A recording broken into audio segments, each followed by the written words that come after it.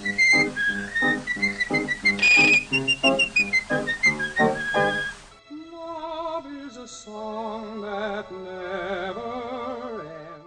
the modern logo at the end is forgivable, but it sticks out far more here. That Disney haven't done this for any other films makes it all the weirder.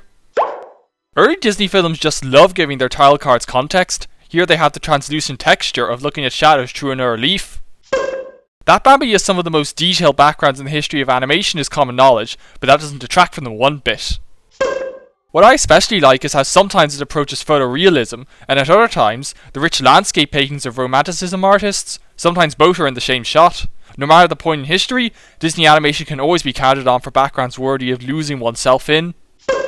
The film manages to make appealing comic figures out of its side characters the way only Disney can, despite its ultimate goal of realism. Friend Al is an especially charming example.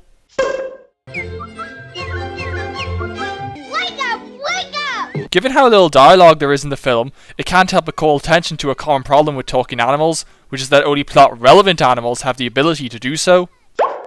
The spot pattern on Bambi's coat fluctuates quite a bit.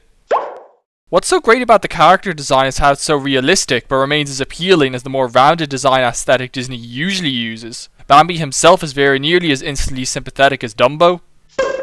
A problem some have with this film is how it's essentially plotless, possessing very little drama, conflict, or much of a narrative through-line. They are right, and if one comes expecting a directly character-focused coming-of-age story, like The Lion King, they may not be satisfied.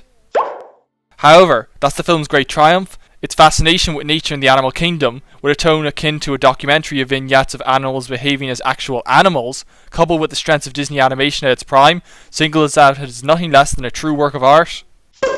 Guess the spots enjoyed vanishing the first time so much, they decided to do it again. A problem with The Great Prince of the Forest is that the film never quite figures out how faithful it wants to be with him watching Bambi grow from afar in comparison to real adult male deer doing the same.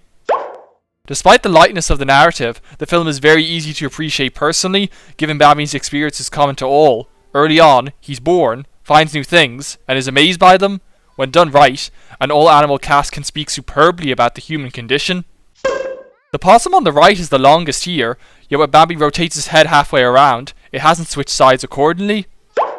To judge from this, Thumper has more sisters than we see at once, and they switch places frequently, because some of them are a different colour here. If you can't say something nice, don't say nothing at all. Thumper is a very divisive character, as often cited as an insipid comic side character as he is a great achievement. The negative argument won't apply in this space. Child Thumper is one of the triumphs of Disney's golden age. Unless I'm going mad, folks, Thumper seems to enjoy pretending to be one of his sisters here. The degree to which this resembles getting a baby to Walt can't help but raise the charm. A touch present throughout, but this is an especially nice example. To add to earlier, Thumper's sisters go and add one to their number here. Say bird. Bird. Seeing Bambi copy the nose wrinkle is a really cute and true touch, making them relatable to us without sacrificing their realism as proper animals. Anyone who's been around babies will get it. Bambi's eyes split weirdly here. It lasts just long enough to be noticeable when watching at normal speed. Kinda unnerving.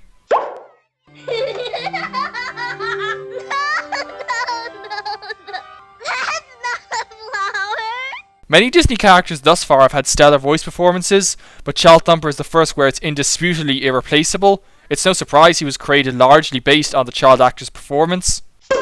That's alright. He can call me a flower if he wants to. Flower may not raise Thumper, but that doesn't detract from his charm one iota. He's just that adorable and cute. Oh, God. Oh, gosh. Disney, Flower isn't bashful. It's a bit too early in your canon to be echoing past entries already. Having music ease in by being synced to sound effects is common, but it's given extra power here by Bambi's continued fascination with new sights and the sheer artistic beauty of the raindrops. Nothing like it. Given the film's songs are all non-diegetic, meaning not sung within the film, only heard by the audience, they're not as memorable as the other classics from this time, so it's nice that Little April Shower is a highlight. Why are all these animals coming out of their homes when it starts raining? They can't all be new to rain.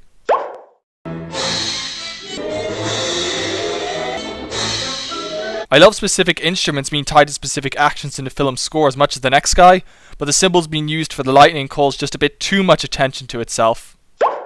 Also, that effect animation, another thing you can always count on Disney Animation for, even in their lesser films. What we gonna do today?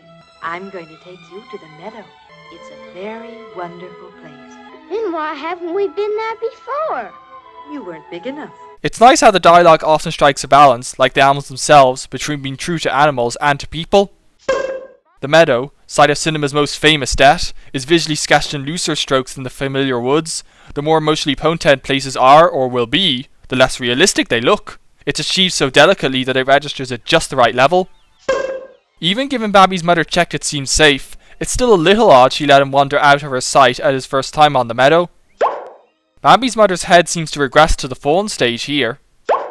Thumper's vocal performance wouldn't make him great without his design and animation too. This is the point where personality-based animation at Disney start to rise, by which I mean sequences or characters that can be marked as the work of a specific supervising animator. It was in sequences of Fantasia and Dumbo, and now it starts applying to characters.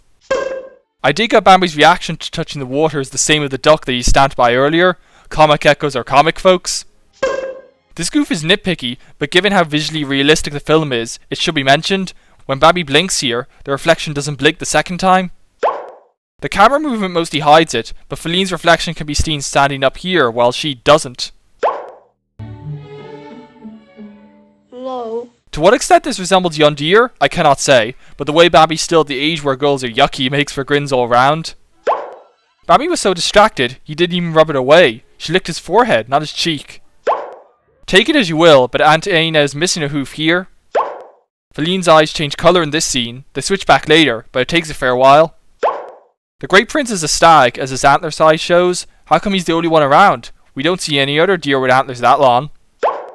Not to downplay the realistic anatomy trout, but just look at that, folks. When pushed, Disney artists can produce unparalleled work. Why was everyone stale? Love that very childlike mispronunciation there. Scripted or not, it works.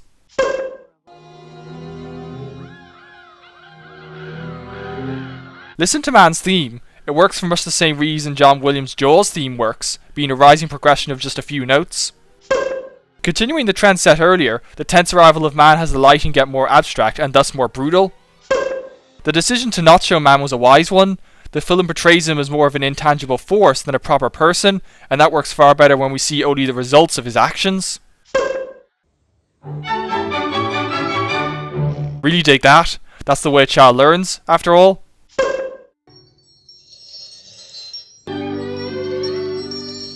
I'll be honest, folks, it's actually quite confusing whether the sound of bells is diegetic or not. The mixing just feels off.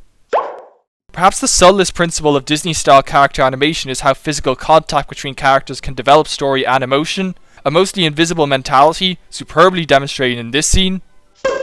It doesn't last much longer, so it's neat how the last scenes of Bambi seeing new sights and trying new things are among the most joyful. When animals hibernate, I'm pretty sure they make a better shelter than a partially open thicket.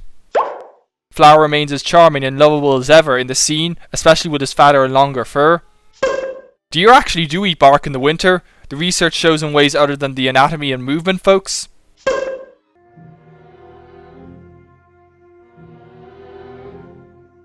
That music, folks, the Jaws comparison seems even more apt now. With all due apologies to the generations of people traumatized by the death, it was absolutely the right decision to not cut it. For all that it is the signature part, the death sequence goes by swiftly without lingering. The thing about this film is that it is a going through life story, not a coming of age one. The film lets us read our own feelings into these moments by going through them simply, rather than dwelling on it longer than it needs to. Thus, it suits to cut to the next sequence with the trauma swiftly buried. Remember me? Child Thumper may have spoiled us, but that voice just doesn't fit. Bambi's is easy to adjust to, but this never sells for the audience. Yeah. On the other hand, they make Flower's voice fit by letting him have similar cute moments, so kudos for that. They're Twitter-pated. Of all the terms they could have used for animals getting aroused, I'm glad they chose Twitter-pated. It's gentle enough. Everybody gets Twitter-pated in the springtime. Except Friend Owl. He clearly never has been either. That's a violation of the realism of this animal kingdom if ever I saw one. It could happen to you, and Yes, it could even happen to you. Love that friend Al hesitates there. There's many possible reasons why, but I read it as him being unsure whether Flower's male or not. It's not gonna happen to me. Me neither. Me neither. Trying to fight biological impulses, folks, is brought to you by Bambi, Thumper, and Flower. Given Flower's design, all the artist can do to mark the female skunk as being such is with long eyelashes and inverting the tail colours. Doubtless some feminists will find that worthy of kicking up a bit of a fuss. One wonders who the females get the Twitter-pated speech from, or does it just come naturally to them? Not questions we need answered, but still. Given Disney animation, rightfully, makes their characters totally sexless, it's kind of surprising, even given the realism, how clear the implications of sexuality are throughout this sequence. Doubtless this has led to some parents giving the bird and the bees talk sooner than expected. Maybe it's the whiskers or the chic shapes, but Thumper's adult design really doesn't lend itself to these close-ups. Like, it really doesn't. At this point, it's barely subtext, it's coded enough that children wouldn't think of it, but given the standards of the era, I'm shocked it got through like that. For all that, I'm actually glad all this is there. It only adds to the degree of fullness in the film such that it speaks to everything about the human condition, perhaps the last Disney feature meant not just for children, or the child and an adult, but to actual adults, and all that implies. Bambi was so shocked from seeing Feline, he lost 2 of his hooves. I'm really not sure what audience this dream is supposed to be aimed at. Not quite the same adult audience we were just talking about anyway.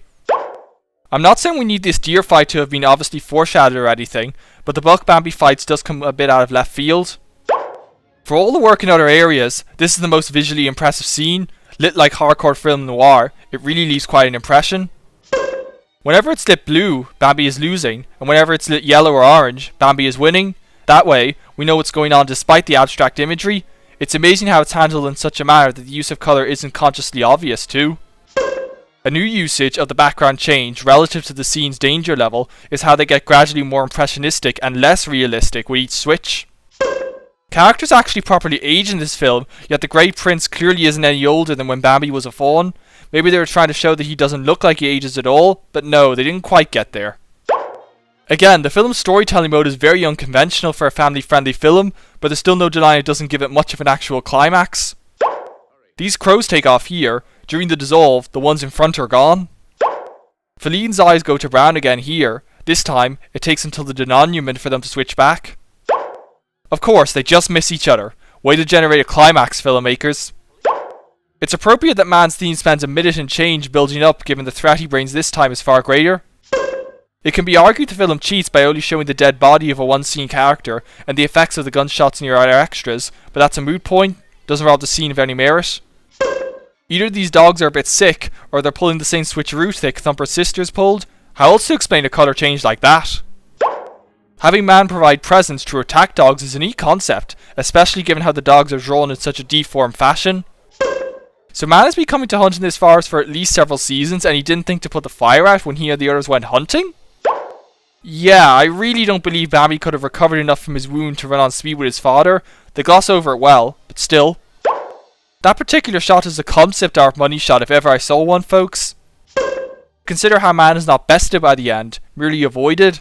The degree to which this reflects the balance of nature against outside forces cannot be understated, folks. There will be future conflict, but also future hope. It's a small thing, but the film wraps up a bit quickly after the forest fire. Not too quickly, but just a bit. Okay, there's no getting by this now. Friend Al should not be alive still, or at least not without looking any older than when Bambi was just a baby.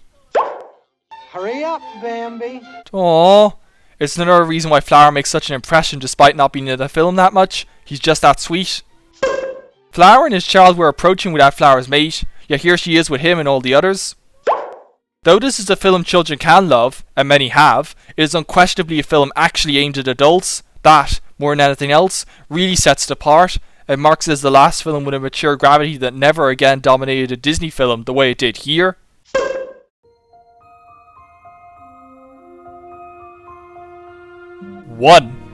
Disney's consecutive run of absolute masterpieces may end here, but the impact they've left will never fade.